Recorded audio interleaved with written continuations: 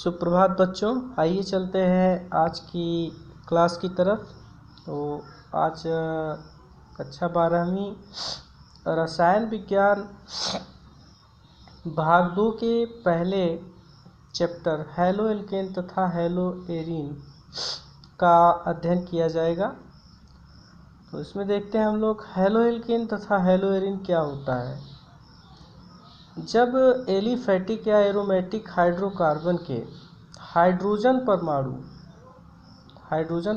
या हाइड्रोजन परमाणुओं का हैलोजन परमाणु के द्वारा प्रतिस्थापन होता है, तो इसके बाद हैलो एल्केन और हैलो एरीन का निर्माण होता है। कहने का मतलब ये है कि जब एलिफैटिक और एरोमेटिक, इसको हम लोगों ने पिछली कक्षाओं में पढ़ा हुआ है कि एलिफैटिक हाइड्रोकार्बन्स क्या होते हैं, एरोमेटिक हाइड्रोकार्बन्स क्या होते हैं। इस पे हम लोगों ने पिछली कक्षाओं में चर्चा किया हुआ है, आपको मालूम होगा।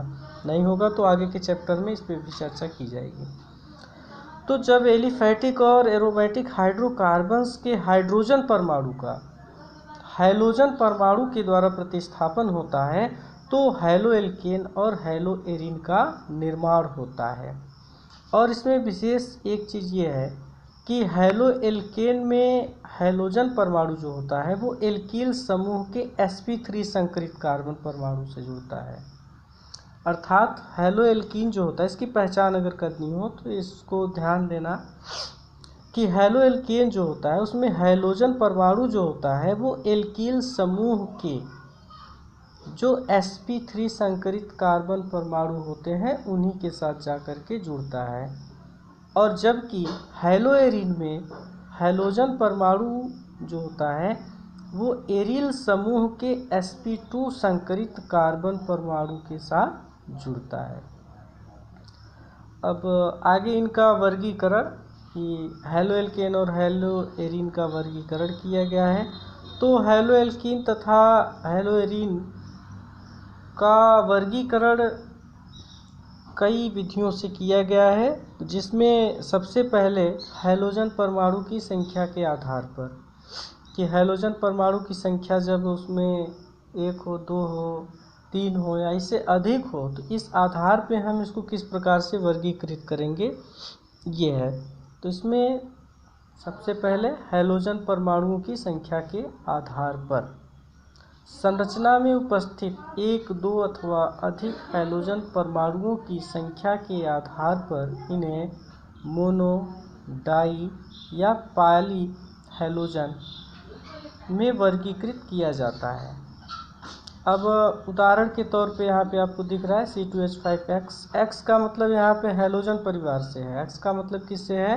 हैलोजन परिवार के तत्वों से है। तो हैलोजन परिवार के तत्वों में जैसे क्लोरीन हो गया, ब्रोमीन हो गया, आयोडीन हो गया, ये सभी जो तत्व होते हैं ये हैलोजन परिवार के अंतर्गत आते हैं।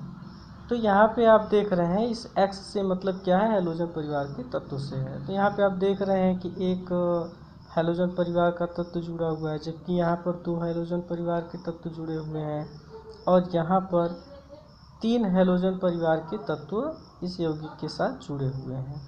तो यहाँ पे क्रमशः इनको हम मोनो हैलो एल्केन, इसको डाई हैलो एल्केन, और यहाँ पे 3 है चूँकि इसको हम ट्राई हैलो एल्केन कहते हैं, या 4 होने पे टेट्रा हैलो एल्केन कहते हैं।